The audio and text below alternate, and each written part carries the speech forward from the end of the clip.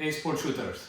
So today I'm presenting you my latest creation, very useful in a reloading world, an audible 3D printed powder drop checker for your reloading press. So let's see what we have here. Now let's see what do we need to assemble this powder checker. You of course need to print the 3D printed files that I provide on my Shooters3D page. This is a box that holds the electronics and the battery with its top, which goes on like this when it's done. You see I also made some serrations, so it's a bit more easier to put on and to remove. You need a die. This is of course also 3D printed. Then a slider base, and which actually serves as a base for the slider that moves, wrongly oriented, that moves up and down when powder is detected. Actually visually also indicates the presence of the powder in the case, shows and indicates the height of the powder in millimeters, and also activates the switch that provides you with an audible signal. This is also done in a way that the height can be adjusted based on the caliber that you are reloading. Then you need to print this file, which I call a dipper.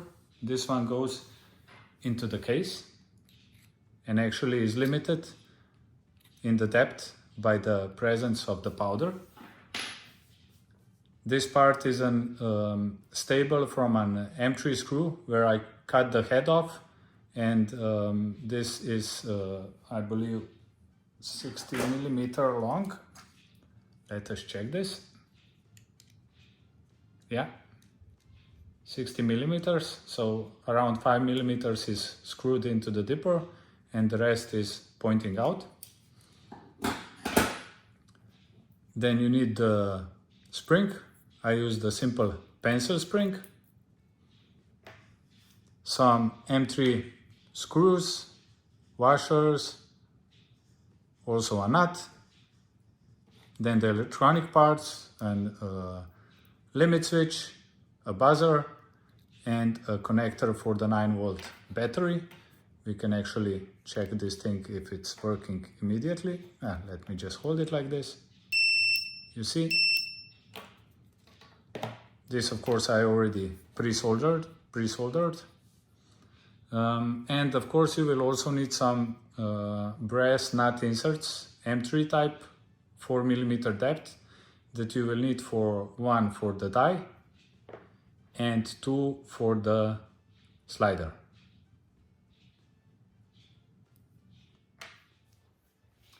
Okay, let's start by putting together the die and the slider and the dipper. So as I mentioned previously, this is the dipper. You need to install the M3 60 millimeter or 65 millimeter stable and then cut the head off. As you can see, I hope you can see this, I also made some small serrations so that later when I install this into the slider, I get a better hold by these small M3 screws hidden inside here. You put the spring on it and you install this into the die, yeah, like this. So we do have a functioning dipper inside the die. Now let's install also the slider.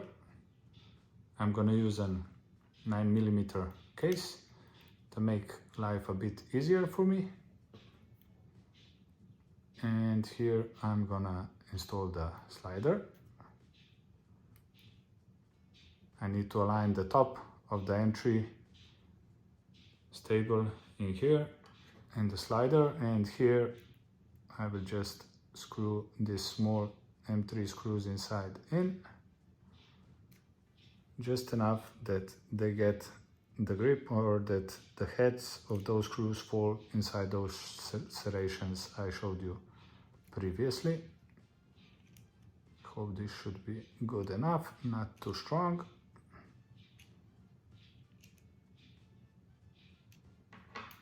Let's see.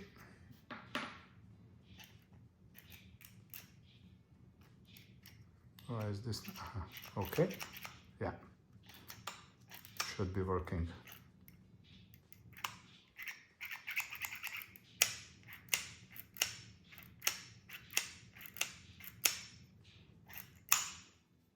Good.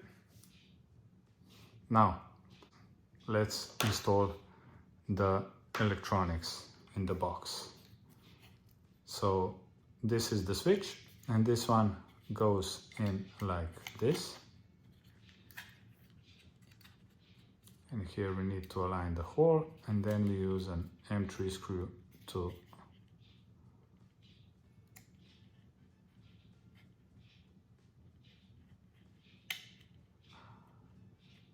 line the hole, yeah, and then we use an M3 screw to make sure that this stays in the place.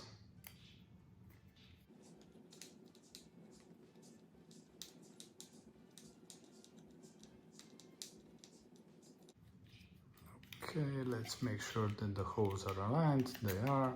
So let's put this in all the way. Yeah, that should be sufficient.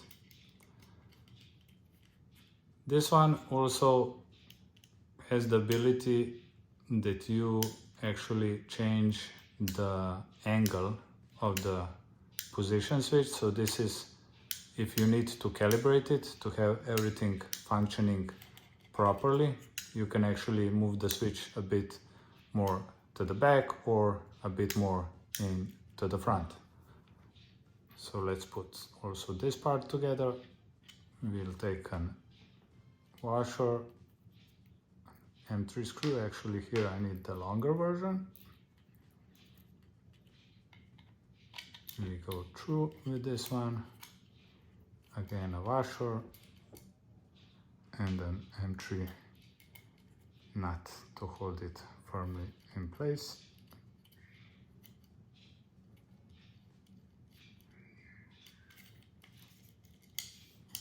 Okay, this one's a bit stiffer. I will need to tighten this one later. Doesn't matter, it's good for now. The buzzer should go into this place inside. You can glue it or something. For now we're not gonna bother with this. We're just gonna position it there. And what we need also to connect the battery. Let's test this one. Yeah, works nicely. So let's just put the battery inside.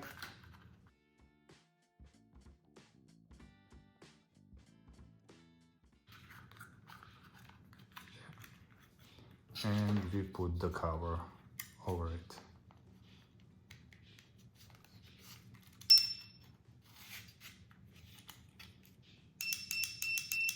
Yeah, we have the audio signal.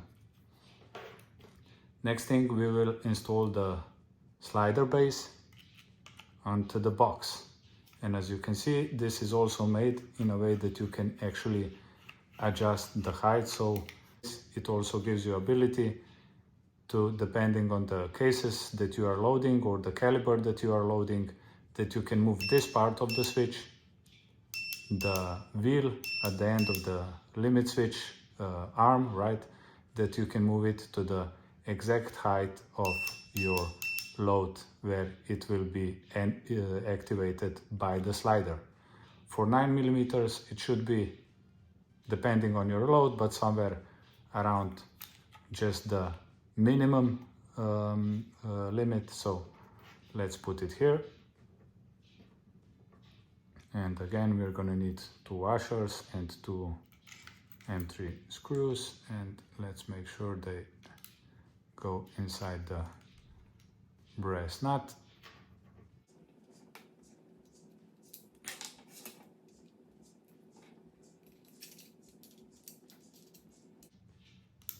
Like this, and we will screw it on. Let's make sure everything is properly aligned, and you can go a bit lower here. Let's move the, yeah, something like this. Should be sufficient. We'll change later if needed. As mentioned, it's done in a way that you can adjust it. Then we need to put the box with the slider base together with the die which already holds the slider. So this one we just simply push in here like this, and then we also have a hole here. I should be actually having a shorter screw, around 5 millimeters, I believe should be sufficient. I don't have one at hand now, so I will just use an M4 nut as basically a washer that adds the height. So let's install this one and put it together. Okay, and then move it up like this and fix it into the place. So let's see if we have any basic function already here.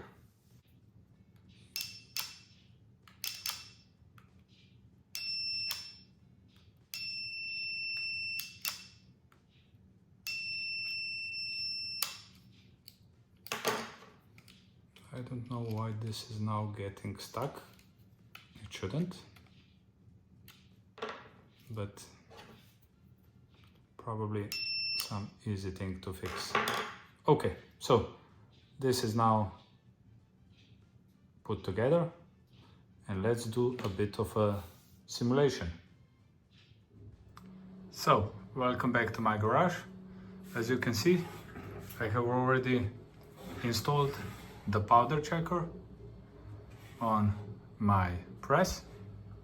So now we're gonna test it again with a case which I loaded to approximately half with some sand.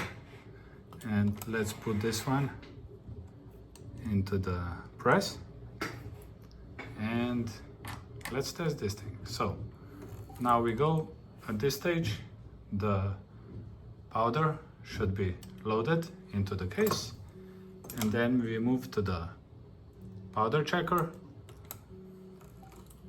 and we go up and we activate the powder checker. As you can see, we're at our highest position, so the switch is now perfectly aligned. Now let's also simulate the double load. I will take this one out. Okay, so let's now also simulate the double load. As you can see, I have my case almost topped up with sand. And let's not get any of this sand onto my press. Let's pretend this sand is actually the powder. Okay, so we go into the powder drop. Now something would happen and here we would get a double load or something, and we move to the next phase, to the powder checker. We move the case up, activates the switch, but due to height of the powder, it also goes over the switch and deactivates the audible signal. So when we are at the top position and there is no audible signal, there something is definitely wrong, meaning that either the case is empty or underloaded or basically overloaded. Shooters, thank you for watching my video.